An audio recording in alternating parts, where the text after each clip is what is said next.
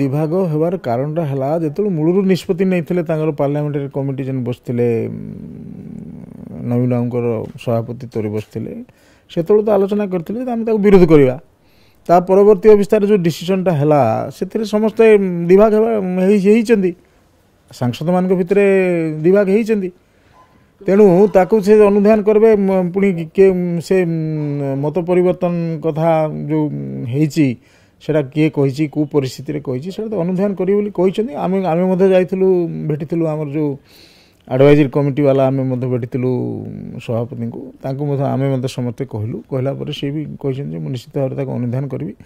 आईन तो गत काली वक्तव्य मुझे देखुली टीवी रे जे निश्चित भाव में कार्यानुष्ठान ग्रहण करा जो जो कौ परिस्थिति हाँ देखिए विचार करिए देखिए तो देखिए तो पुणी कौन गोटे निष्पत्ति नेबे ना अपेक्षा करिया कथा जदि आपन को आम वीडियोटी भल लगिला तेबे आम चैनल को लाइक शेयर और सब्सक्राइब करने को जमा भी भूलंतु नहीं।